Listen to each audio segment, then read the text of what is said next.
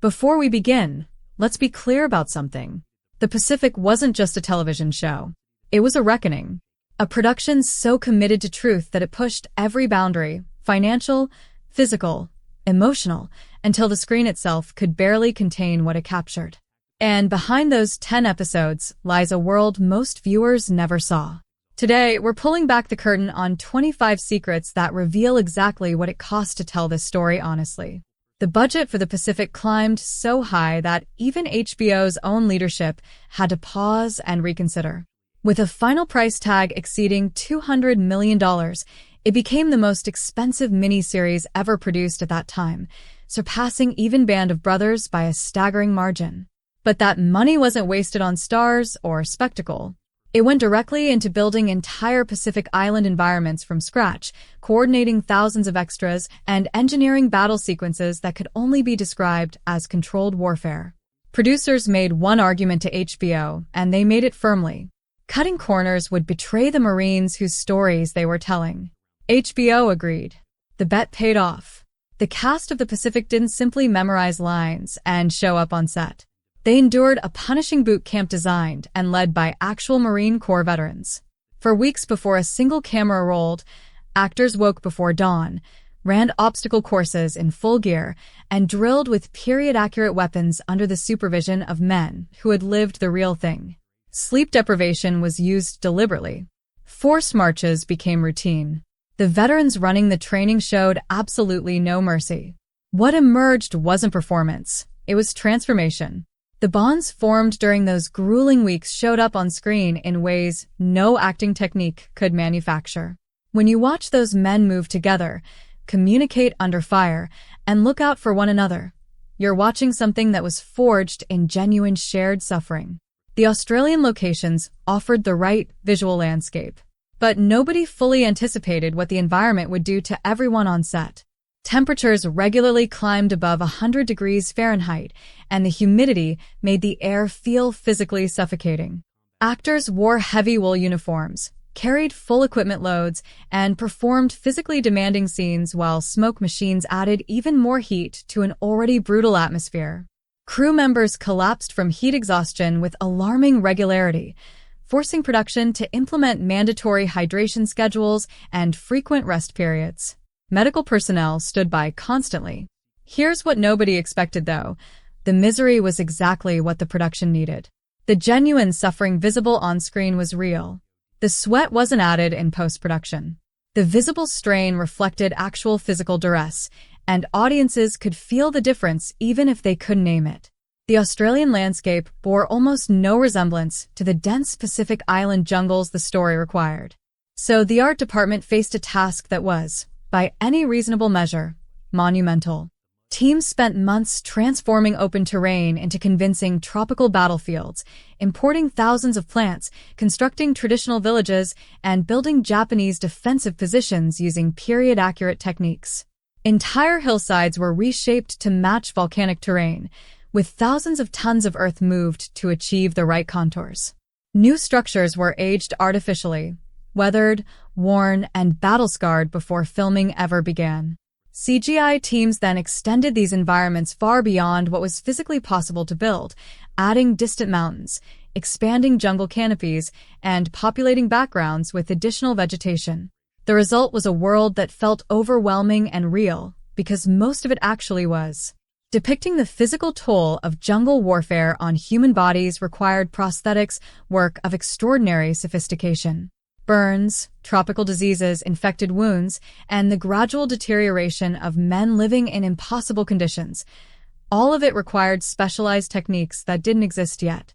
Artists spent months studying medical archives and wartime photographs before they ever picked up a brush. The challenge wasn't just creating realistic wounds.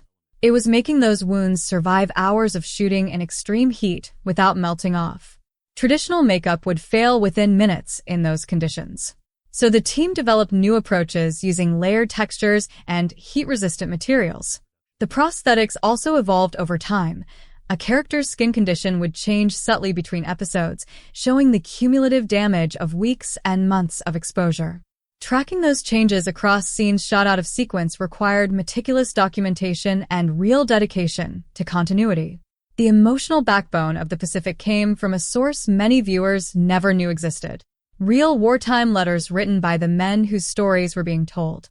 Robert Leckie, Eugene Sledge, and John Basilone all left behind personal correspondence that revealed their inner lives, their fears, observations, and private voices, in ways that no historian's account could fully capture.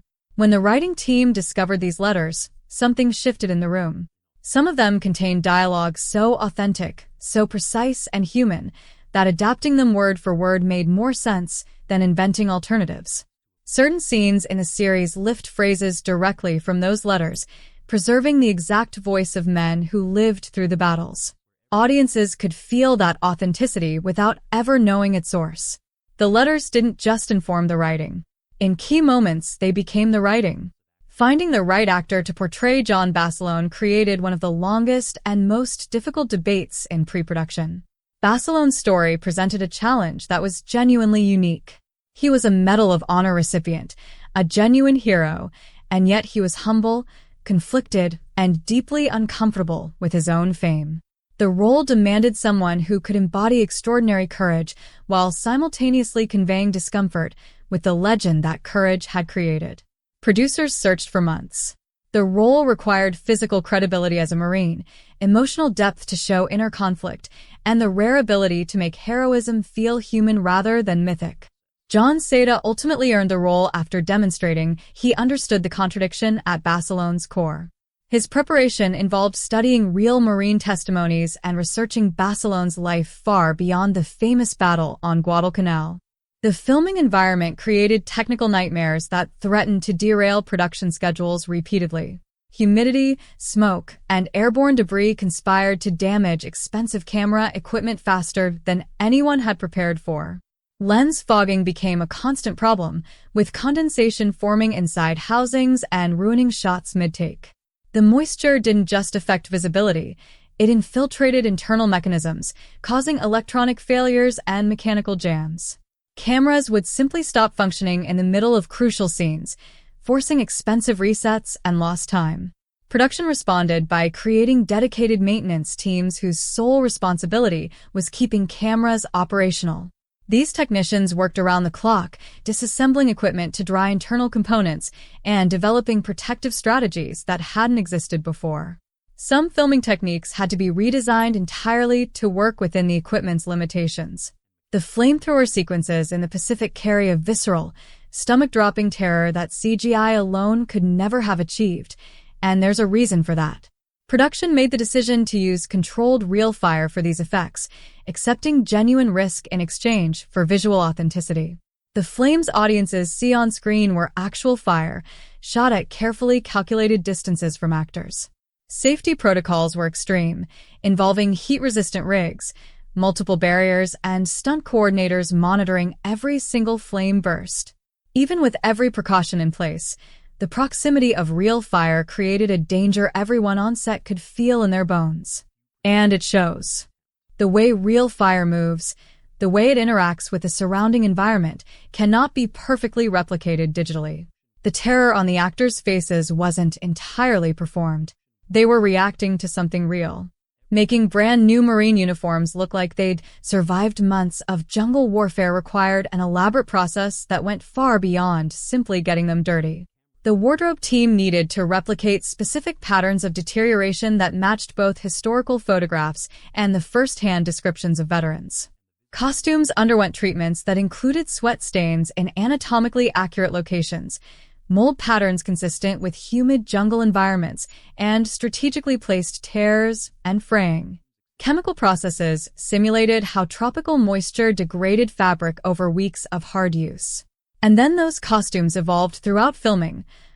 A uniform that looked merely worn in early episodes would show progressive deterioration in later ones, with colors fading and fabric visibly weakening. Tracking hundreds of costume pieces and ensuring each one aged appropriately as the story progressed was a logistical undertaking in its own right.